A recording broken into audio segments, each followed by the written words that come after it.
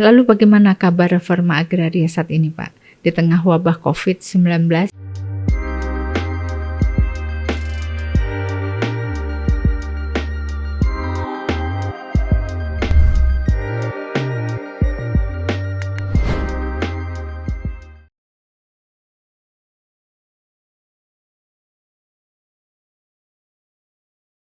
Halo sahabat ATR BPN, ketemu lagi di podcast Kementerian ATR BPN. Kali ini saya bersama Pak Sudaryanto, Direktur Landeform Kementerian ATR BPN. Siap, Bu Yuli. Kali ini kita akan membahas tentang reforma agraria.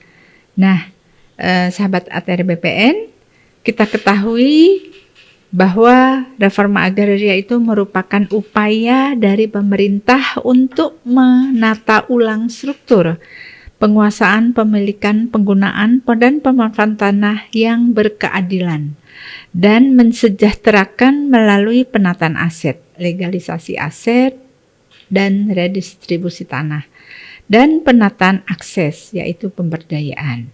Nah, untuk itu saya akan menanya dengan Pak Sudaryanto nih, kita akan ngobrol nih Pak Sudaryanto. Ya, siap, Bu Yuli. Ya, berapa target reforma agraria dalam RPJM 2015-2019 dan 2020-2024, Pak? Ya, terima kasih Bu Yuli.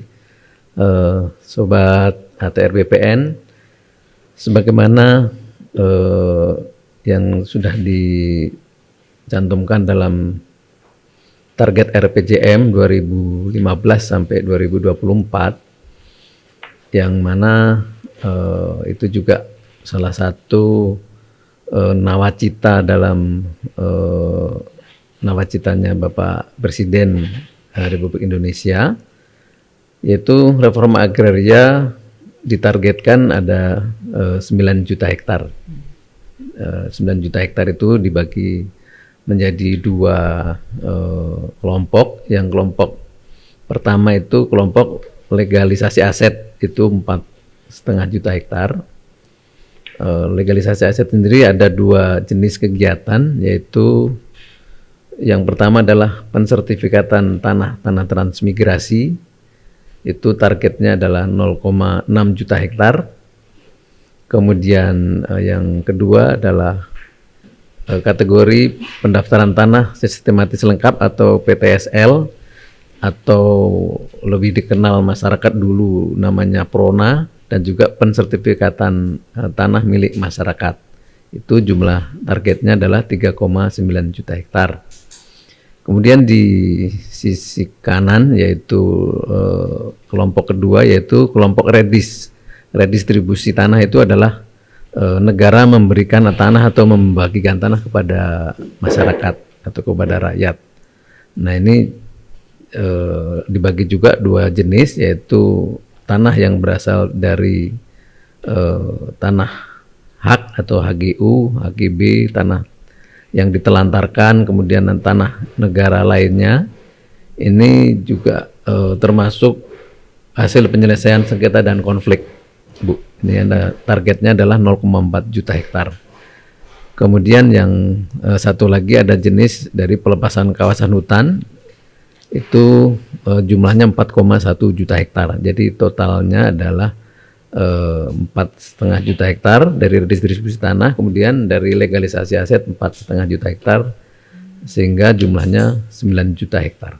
Demikian. Ya, kalau kita lihat tadi ada 9 juta hektar. Sebenarnya tanah-tanah untuk RA ini berasal dari mana aja, Pak? Kalau reforma agraria yang terutama yang berupa fresh land itu berasal dari tanah pelepasan kawasan hutan yang paling banyak, yaitu 4,1 juta hektar. Kemudian yang lainnya itu berasal dari HGU habis yang tidak diperpanjang, kemudian tanah yang ditelantarkan, dan juga tanah-tanah yang berasal dari penyelesaian sengketa dan konflik. Ini banyak juga mungkin sengketa konflik yang berkepanjangan, konflik agraria yang selama ini bisa kita selesaikan, itu juga bisa kita langsung jadikan sebagai objek reforma agraria. Cukup banyak ya, berarti sumber-sumbernya juga jelas. Lalu bagaimana kabar reforma agraria saat ini, Pak? Di tengah wabah COVID-19 yang terjadi, bagaimana efektivitas pelaksanaan reforma agraria di lapangan dengan target yang begitu banyak?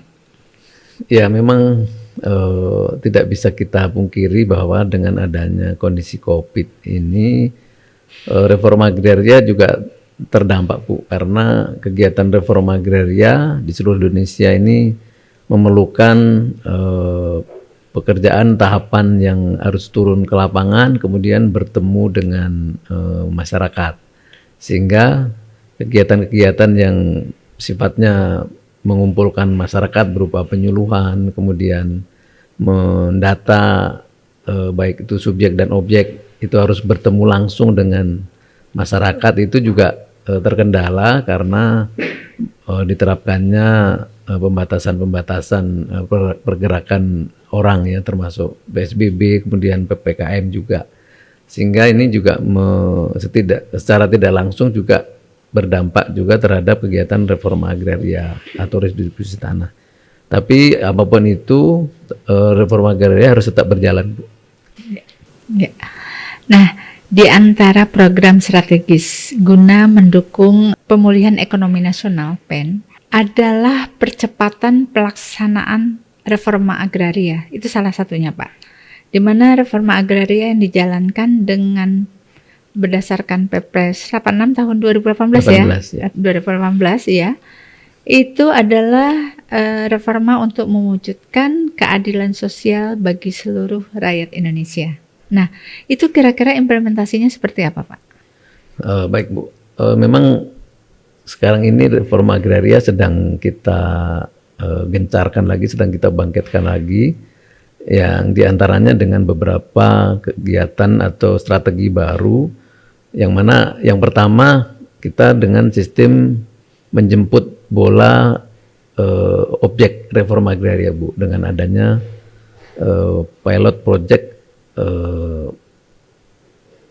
jemput bola untuk kegiatan pelepasan kawasan hutan dari hutan produksi konversi yang tidak produktif. Nah, ini sedang kita inisiasi bekerjasama dengan World Bank, ada di 4 provinsi, yaitu di Kalimantan Barat, Kalimantan Tengah, kemudian Kalimantan Timur, dan juga di Sumatera Selatan. Kemudian yang kedua, ditetapkannya reforma agraria sebagai major project oleh pemerintah, yaitu diinisiasi oleh KSP, Kepala Staf Presiden, kemudian disupport oleh kementerian lain, yaitu Kementerian Bappenas, Kementerian Kemenko Ekonomi, dan juga Kemenko Marves. Nah, ini program major project reforma agraria dalam rangka penyelesaian sengketa konflik agraria, Bu. Ini juga mendukung untuk percepatan reforma agraria. Ya, Pak, kalau kita dengarkan tadi bahwa ada pilot project yang dibiayai oleh anggaran Bank Dunia. Itu tadi hanya 4 ya, Pak? Bukan 7 provinsi? Untuk reforma agraria 4, Bu. Oh, hanya 4 ya. Kalau untuk reforma. Nah, terkait dengan ini, Pak, kendala apa yang dihadapi dalam pelaksanaan reforma agraria dan bagaimana solusinya? Ya, memang suka dukanya dalam pelaksanaan reforma agraria ini memang yang ada beberapa juga, Bu, ya, di lapangan kita temui kendala. Yang pertama adalah pemahaman tentang reforma agraria sendiri itu belum begitu dipahami, baik itu oleh masyarakat maupun oleh stakeholder, oleh pemerintah daerah sendiri. Jadi seolah-olah reforma agraria ini hanya tugasnya BPN, ATR BPN gitu ya. Padahal sebenarnya reforma agraria itu tugas seluruh stakeholder yang terkait ya, terutama yang tergabung dalam tim gugus tugas reforma agraria. Nah, ini juga perlu kita berikan penjelasan kepada stakeholder, kemudian juga kepada masyarakat. Kemudian kalau di Jawa, Bu, reforma agraria ini mudah untuk mendapatkan subjek tapi susah untuk mencari objek. Jadi orangnya banyak yang membutuhkan tanah tapi objeknya atau tanahnya berkurang atau kurang gitu. Tapi kalau di luar Jawa terbalik Bu, seperti di Kalimantan gitu ya, di beberapa daerah di Sulawesi atau di Papua, ini objek reformanya banyak, tapi subjeknya kurang. Nah, ini juga salah satu kendala bagaimana caranya untuk membagi-bagikan tanah kepada masyarakat yang memenuhi kriteria untuk mendapatkan sebagai subjek reforma agraria. Nah, ini agak kesulitan di sana. Ini juga salah satu kendala. Kemudian juga setelah diberikan sertifikat, ini banyak juga yang dijual belikan Bu. Ini juga masalah klasik, masalah lama, bahkan ini terjadi sejak program transmigrasi. Jadi transmigrasi itu sampai sekarang juga masih banyak masalah karena sertifikat yang diberikan atau tanah yang diberikan itu begitu sudah diserah terimakan, tidak lama kemudian banyak juga yang dialihkan ke pihak lain. Nah, termasuk juga kegiatan redistribusi tanah. Oleh karena itu sekarang kami atau kita, dalam rangka untuk mengendalikan jangan sampai ada proses pemindahan hak itu, kita coba untuk memberikan hak pemilik bersama Bu. Jadi tidak berikan sertifikat kepada orang per orang, namun kepada kelompok. Jadi hak sertifikatnya satu tapi namanya banyak gitu Bu. Jadi sehingga tidak mudah seseorang itu akan mengalihkan gitu. Ini pemberian sertifikatnya itu satu hamparan berarti? Iya. Jadi bukan per persil ya? Iya, satu hamparan. Jadi dan ini mungkin sangat efektif. Dimulai kapan ini Pak dilakukan? Sudah kita mulai, ini tahun kedua Bu. Ini tahun kedua, sudah ada beberapa daerah yang sudah kita berikan dan masyarakatnya juga mau karena dia ingin tanahnya itu betul-betul bermanfaat gitu ya. Kalau begitu dapat terus dijual akhirnya uangnya habis. Tapi kalau tanahnya itu diusahakan dengan baik dan secara kelompok bekerja sama, itu mungkin akan lebih efektif. Baik Pak Sudaryanto, kita ketahui bahwa di awal tahun 2022 nanti akan diadakan GTRA Summit ya. Yeah. Ini adalah bagian dari reforma agraria. Yeah. Nah di situ nanti yang akan dibahas apa Pak? Baik Bu. Jadi GTRA Summit ini adalah merupakan harapannya Pak Wamen kemarin mencoba untuk membuat istilah rapat gugus tugas reforma agraria tematik itu Mbak ya. Kemudian muncullah ide GTRA Summit di Wakatobi. Nah ini sebenarnya tadinya hanya digagas untuk membahas reforma agraria yang memiliki daerah pesisir Bu ya, awalnya itu yang tergabung di dalam paguyuban bupati yang mempunyai pantai atau pesisir pantai. Akhirnya tercetuslah bahwa reforma agraria Summit ini diangkat menjadi program atau isu nasional, sehingga kegiatan-kegiatan reforma agraria yang ada selama ini kemudian akan dibahas atau dikerucutkan atau disimpulkan di reforma agraria Summit yang akan diselenggarakan di Wakatobi, yang insya Allah akan dilaksanakan di akhir tahun 2021 ini. Dan harapannya ya mudah-mudahan reforma agraria semakin bisa dinikmati oleh masyarakat dan juga semakin bisa dipahami juga oleh stakeholder terkait, karena sudah melibatkan berbagai pihak Bu, baik itu gubernur, bupati, wali kota, dan mudah-mudahan juga mungkin masyarakat dan bahkan sekarang CSO juga sudah ikut terlibat untuk berperan aktif dalam mensukseskan reforma agraria. Gitu. Ya, tadi kalau kita kilas balik ke belakang itu bahwa reforma agraria itu salah satunya adalah legalisasi aset, legalisasi aset dan redistribusi, ya dalam rangka penataan aset. Nah, kalau kita lihat Pak, capaian dari redistribusi tanah khususnya dari PKH itu kok masih rendah? Kenapa ya Pak?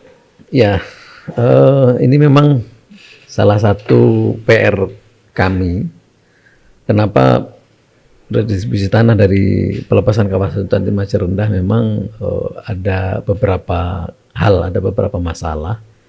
Yang mana ini karena pelepasan kawasan hutan itu memang tidak langsung serta-merta bisa disertifikatkan, Bu, karena masih memerlukan penataan batas, kemudian masih memerlukan SK pelepasan kawasan hutan. Nah, oleh karena itu untuk mendaratkan koordinat-koordinat yang ada di perbatasan antara kawasan hutan dengan area penggunaan lainnya itu harus ditetapkan oleh Kementerian Kehutanan. Nah, sementara data-data yang diperoleh itu belum seluruhnya itu bisa langsung kita eksekusi. Jadi masih perlu survei bersama antara Kementerian ATR BPN dan Kementerian KLHK. Kemudian baru bisa setelah itu clear and clean disertifikatkan. Karena kalau belum clear and clean disertifikatkan, nanti khawatirnya nanti ada permasalahan hukum di kemudian hari karena mensertifikatkan tanah di dalam kawasan hutan. Demikian, Bu. Baik, terima kasih Pak Sudaryanto yang telah menyempatkan hadir di podcast kami. Tentunya banyak sekali hal yang dapat kita pahami tadi. Kita mendapat pengetahuan baru mengenai reforma agraria. Untuk Sobat ATR BPN semua, mari kita bersama-sama gaungkan acara besar GTRA Summit yang akan diselenggarakan di Wakatobi pada tahun 2022. Diharapkan acara ini dapat meningkatkan kerjasama dan kolaborasi antar stakeholder dalam rangka percepatan reforma agraria. Oke, sahabat ATR BPN, sampai ketemu lagi pada podcast selanjutnya.